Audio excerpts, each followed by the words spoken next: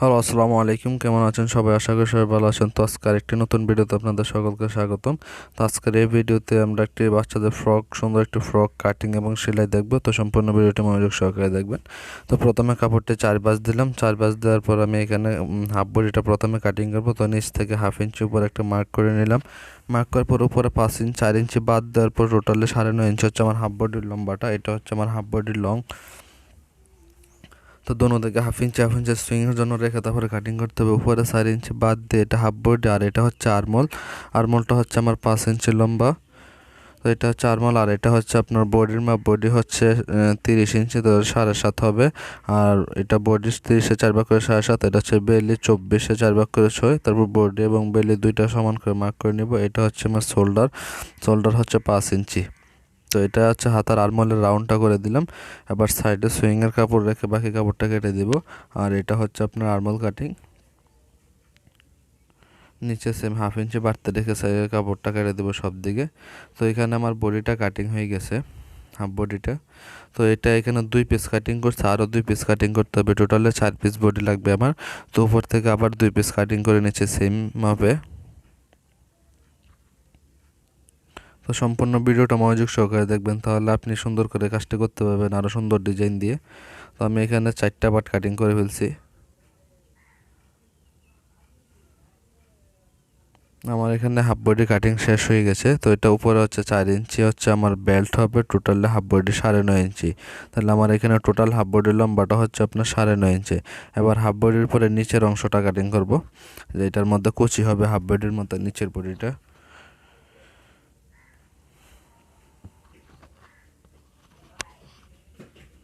তো এটা 1/2 ইঞ্চি সুইংয়ের জন্য রেখে তারপরে লম্বার মাপটা দিবে। উপরে হচ্ছে 9.5 ইঞ্চি হচ্ছে আমার হাফ বডি দিয়ে টোটাল লম্বাটা হচ্ছে আমার 24 ইঞ্চি। কিন্তু নিচে আবার 3 ইঞ্চি একটা জালার হবে, তো আমি 21 ইঞ্চি লম্বা নিয়েছি। তো নিচ থেকে জালোয়ার যেটা দিবে ওইটার কাপড়টা বাদ দিয়ে তারপরে যেটা আছে ওইটা নিলাম। তাহলে আমি এখানে 21 ইঞ্চি টোটাল নিয়েছি, আর বাকি 3 ইঞ্চি ওইটা নিচে জালোয়ার দেবো। তো প্রথমে একটা কাটলাম, তারপরে আবার আরেকটা 2টা পার্ট কাটিং করতে হবে। একটা সামনের দিকে কুচি হবে আর একটা পিছনের দিকে কুচি হবে। তো 2টা পার্ট নিচের পার্টগুলো কাটিং হয়ে গেছে। এটা আমার হাফ বডির সাথে কুচি হবে। আবার নিচে যে 3 ইঞ্চি জালোয়ার ছিল সেটা কাটিং করব এখন। সবগুলোই সেম 4 ভাঁজ দিয়ে কাটিং করতে হবে। তো নিচে 1/2 ইঞ্চি সুইংয়ের জন্য রেখে তারপরে আমার 3 ইঞ্চি মাইনাস করেছিলাম টোটাল মাপের থেকে 3 ইঞ্চি। এটা হচ্ছে নিচের জালোয়ারের জন্য কাটিং করতে হবে। তো এই জালোয়ারটা কাটবো হচ্ছে 4 পার্ট, কারণ কুচি দেওয়ার জন্য কাপড় আমার বেশি দরকার হবে, সেই জন্য এটা কুচি দেওয়ার জন্য 4 পার্ট কাটিং করতেছে। ওখানে এক পার্টের মধ্যে 2টা কুচি দিতে হবে, ঠিক আছে? তাহলে 2টার মধ্যে 4টা পার্ট কুচি দিব। তাহলে এখানে 3টা কাটিং হয়ে গেছে, এবার 4টা কাটিং হবে। তো সবগুলা সেমই থাকবে। তো আমার কুচির পার্ট সবগুলো কাটিং হয়ে গেছে এখন। এবার হচ্ছে আমার ফিতাটা ও শোল্ডারের যে বেল্ট আছে বেল্টটা কাটিং করব। 1.5-2 ইঞ্চি চওড়া হবে বেল্টটা।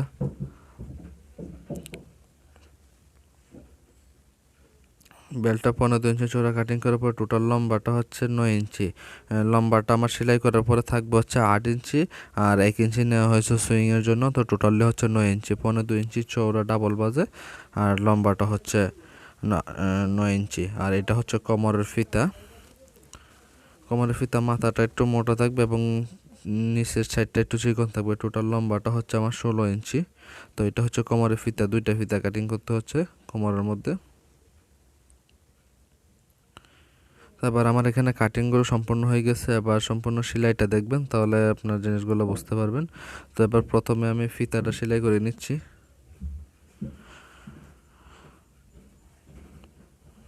ফিতাটা সেলাই করার পরে আবার ফিতাটা সুন্দর করে উল্টা নিতে হবে। তো দুটোটা ফিতা আমি সেলাই করে নিচ্ছি, তারপরে উল্টাই নিব। তো আমার এখানে ফিতা দুটোটা সেলানো হয়ে গেছে, কোণাটা কেটে দেবো কাপড়ের। তো এখন ফিতাটা আবার উল্টে নিব। আমার এখানে ফিতা দুটো উল্টানো কমপ্লিট হয়ে গেছে। তো এবার হচ্ছে উপরের বেল্টটা বানাবো। বেল্টটা উল্টো দিকে আউটসাইডটা ভিতরে রেখে ইনসাইডটা উপর দিয়ে তারপরে সেলাই দিব দুটোটা বেল্ট।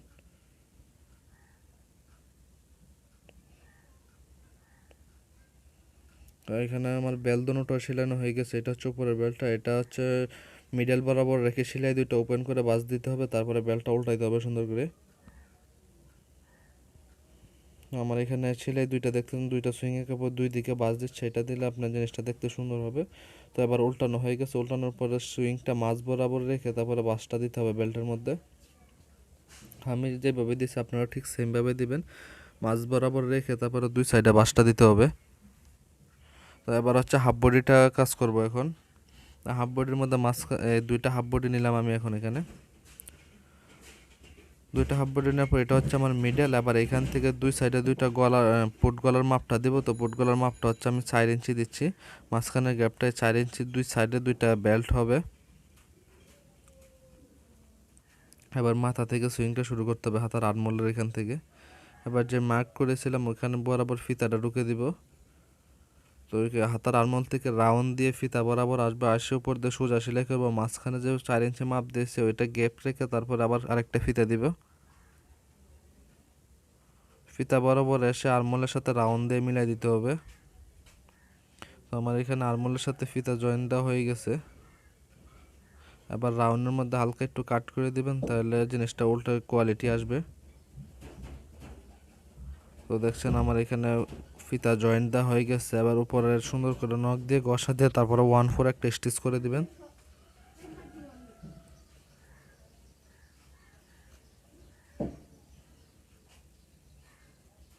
আমার এখানে এটা হয়ে গেছে স্টিচ করাটা।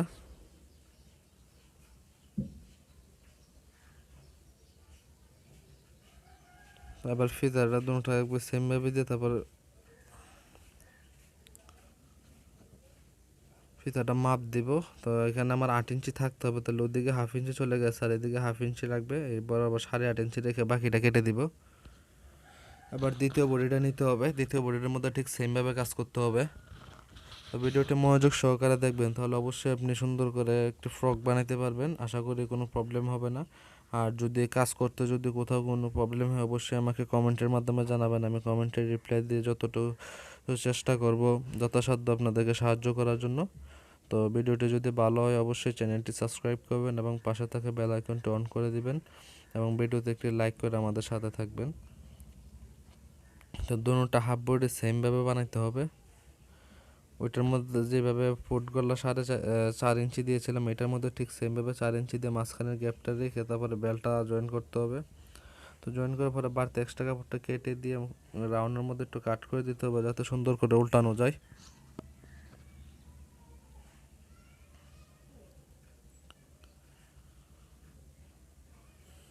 এখানের মধ্যে সেম 1/4 একটা স্টিচ করে দিব। তো স্টিচটা যদি না দেন তাতে কোনো প্রবলেম নেই, তবে দিলে জিনিসটা দেখতে একটু সুন্দর হয়। তবে এটা আপনার রয়েছে, আপনি যদি দেন তাতে কোনো প্রবলেম নেই, আর যদি নাও দেন তাতে কোনো সমস্যা নেই।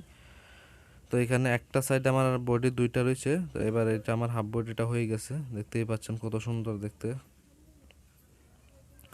তো এবার হচ্ছে নিচে কুচিটা দিব হাফ বডির মধ্যে। তো এবার বডির মাপটা দিয়ে দেখছি আমরা এখানে, এটা হচ্ছে বেলির মাপ। তো কাপড় যদি বেশি মনে হয় তাহলে সাইড থেকে হালকা একটু কেটে দিবেন। এবার কোমরের মধ্যে হচ্ছে নিচের কাপড়টা কুচি দিব। তো সম্পূর্ণ কাপড়টা আমি এখানে কোমরের মধ্যে কুচি দেবো। কুচিগুলো খুব সাবধানে এবং ছোট ছোট করে আস্তে আস্তে কুচি দিতে হবে। আপনি যদি তাড়াহুড়া করেন তাহলে কুচিগুলো সুন্দর হবে না, অবশ্যই আস্তে আস্তে দিতে হবে কুচিগুলো, তাহলে জিনিসটা দেখতে খুবই সুন্দর হবে। তো কুচিগুলো আমি একদম ছোট ছোট করে এবং আস্তে আস্তে দিচ্ছি, আপনারাও ঠিক এভাবে দেওয়ার চেষ্টা করবেন, আশা করি তাহলে হবে।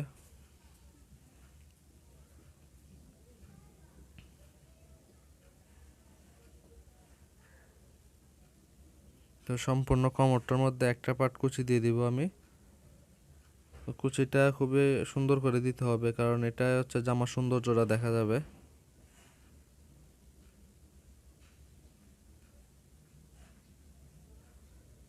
আমার এখানে একটা পার্ট কুচি দেওয়া হয়ে গেছে, তারপর এটার মধ্যে ডাবল স্টিচ করবো আরেকটা। এটা করার পরে উপরে একটা 1/4 স্টিচ করে দেবো যাতে দেখতে সুন্দর দেখা যায়। এই স্টিচটা হবে হাফ বডির মধ্যে, নিচে সুইং এর কাপড়টা হাফ বডির দিকে থাকবে, তার উপরে সুইংটা করে দিব। ও এখানে আমার একটা পার্ট সুইং করা হয়ে গেছে, দেখতেই পাচ্ছেন যে কুচিগুলো দেখতে খুবই অসাম হয়েছে। আবার দ্বিতীয় সাইডের মধ্যে আবার আরেকটা কুচি দ্বিতীয় পার্টটা কুচি দিব।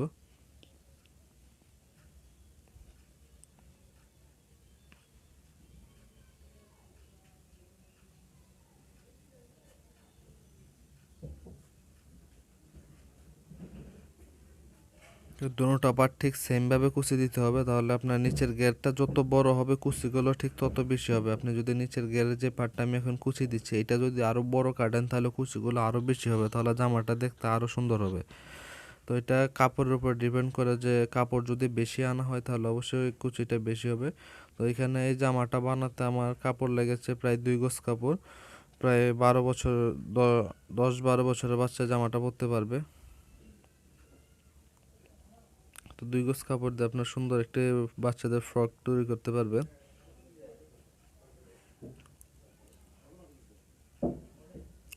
তো এখানে আমার দুটোটা হাফ বডিতে কুচি দেওয়া হয়ে গেছে দেখতে পাচ্ছেন। এবার হচ্ছে নিচে যে জালোয়ারটা আছে ওই জালোয়ারটা কুচি দিব। তো দুইটা জালোয়ার একসাথে সুইং করে মাথাটা একটা বাঁশ দিয়ে সেলাই দিয়ে নিতে হবে, যাতে সুইংয়ের সুতাগুলো যাতে না ওঠে। তো এখানে ডাবল বাঁশ দিয়ে চিকন করে রোলিংটা হবে সম্পূর্ণটা, যাতে আঁকা বাঁকা না যায় বা কোথাও যাতে আউট না যায়, ঠিক একইভাবে সুইংটা দিতে হবে। এটা ছাড়া আমার চ্যানেলে আরও 2টি বাচ্চাদের ফ্রক কাটিং ভিডিও দেওয়া আছে, আপনারা চাইলে ওই ভিডিওগুলো দেখতে পারেন। ভিডিওর লিঙ্ক আমি ডেসক্রিপশন বক্সে দিয়ে দিব, আপনারা চাইলে ওখান থেকে দেখে নিতে পারেন। ওই দুটো খুব সুন্দর 2টা বাচ্চাদের ফ্রক কাটিং দেওয়া হয়েছে আমার চ্যানেলে।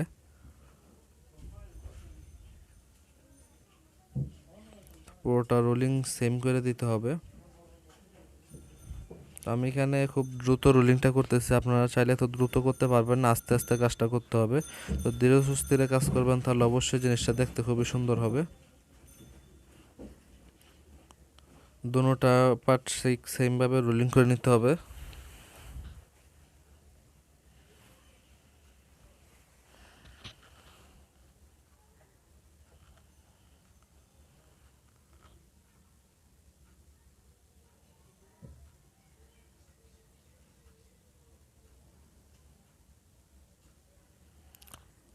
আমার মতো যদি এভাবে তাড়াতাড়ি করতে চান তাহলে অবশ্যই আমি যেভাবে ধরেছি ঠিক সেমভাবে ধরবেন, তাহলে আপনিও ঠিক পারবেন, যে হোল্ডার দিয়ে যেভাবে রোলিংগুলো করে এইভাবে হয়ে যাবে।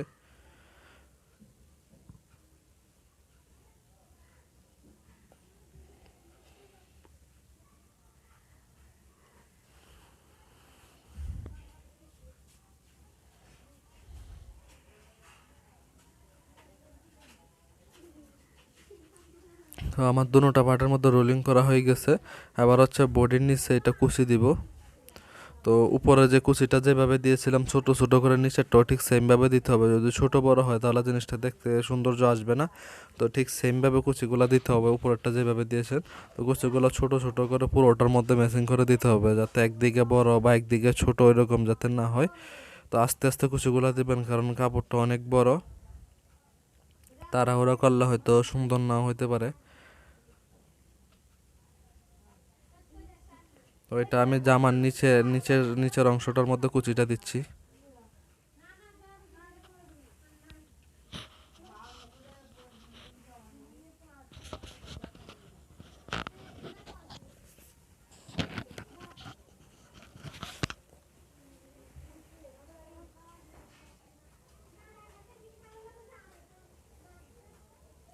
তো এখানে চেষ্টা করবেন যে কাপড়টা কেটেছেন কুচি দেওয়ার জন্য, তো সম্পূর্ণ কাপড়টা কুচি দেওয়ার জন্য। আর যদি কম বেশি হয় বা কুচি দেওয়ার পরে কাপড় লাস্টে বেশি হয়ে গেছে তাহলে ওটা কেটে দিতে পারবেন, কোনো সমস্যা হবে না।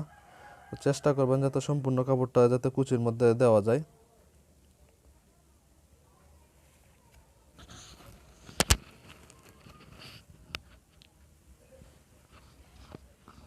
তো এখানে আমার কুচি দেওয়া শেষ হয়ে গেছে একটা বারে। আবার এটার মধ্যে ডাবল স্টিচ একটা করব, 1/4 স্টিচ। তো এই স্টিচগুলো করলে কি হয়, আপনার জিনিসটা দেখতে সুন্দর হয় এবং যে কাজটা খুবই মজবুত হয়। তো এটা যদি চান করতে পারেন, আর না করলে কোনো প্রবলেম হবে না। তো দেখছেন আমার এখানে কুচিগুলো কিন্তু সবগুলো একদম সেম টু সেম। আবার দ্বিতীয় সাইডের মধ্যে কুচিটা দিতে হবে, প্রথম যেভাবে দিয়েছেন দ্বিতীয় সাইডে ঠিক সেমভাবে কুচিটা দিতে হবে, যাতে ছোট বড় না হয়, সব দিকে সেম থাকবে।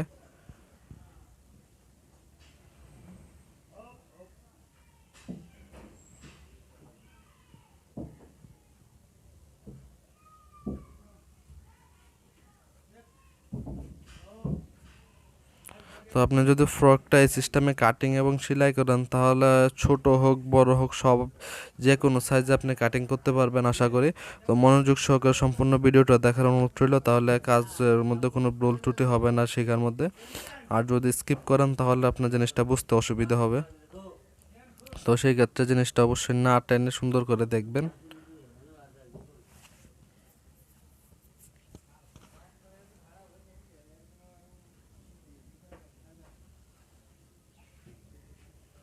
তো এই যে আমার সৌন্দর্যটা কিন্তু কুচিগুলোর মধ্যে ফুটে উঠবে, যদি এই কুচিগুলো যদি যত সুন্দর করে দিতে পারবেন জামাটা দেখতে তত সুন্দর হবে। তো আমি এখানে কাজগুলো সম্পূর্ণটা কাজ এক কালার কাপড় দিয়ে করেছি, আপনারা চাইলে বিভিন্ন ধরনের কালার কাপড় দিয়ে আপনি এটা ডিজাইন করতে পারেন, কোনো সমস্যা হবে না। তাহলে দেখতে আমার এটা থেকে আরও অনেক সুন্দর হবে আপনার কাজটা।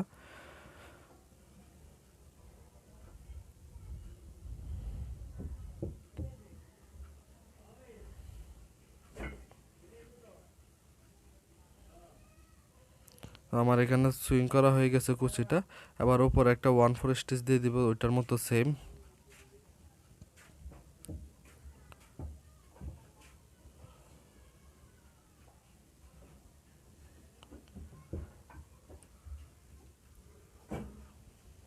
তো 1/4 স্টিচ আমার দেওয়া হয়ে গেছে।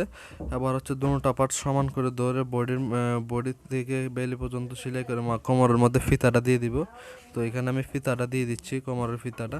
এটা দেওয়ার পরে বডি এবং বেলের দুইটা মাপ দিয়ে সাইডটা জয়েন করে দিতে হবে, দুটো সাইডে সেম করে জয়েন করে দেওয়ার পরে তো আমার জামাটা এখানে কমপ্লিট হয়ে যাবে।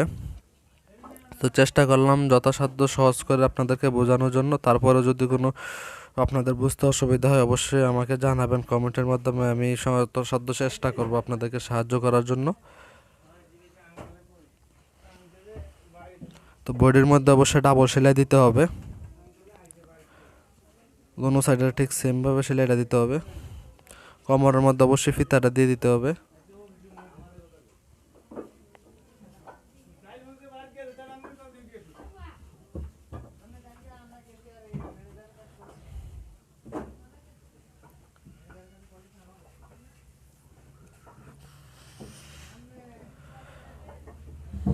আমার এখানে দোনোটা সাইডে বডি সেলানো হয়ে গেছে। বডি সেলাই করার পরে যদি সাইডে মনে হয় যে বেশি কাপড় আছে তাহলে কাপড়টা কেটে দিতে পারেন, সমস্যা হবে না। বেশি কাপড় থাকলে আবার সাইড থেকে টেনে থাকবে, তো সেই জন্য কাপড়টা যদি হালকা কেটে দেন তাহলে জিনিসটা দেখতে একটা সৌন্দর্য দেখা যাবে। তো কাটার পরে আমার এখানে জামাটা এখন কমপ্লিট হয়ে গেছে। হওয়ার পরে এখানে আপনি বোতাম দিতে পারেন বা কোনো ফুল দিতে পারেন, দেওয়ার পরে জামাটা ডিজাইন হতে পারে। তো সেলাই করার পরে জামাটা আমার দেখতে এরকম হবে। আর এখানে আমি 3টা ফুল দিয়ে দিচ্ছি, ফুল দেওয়ার পরে এটা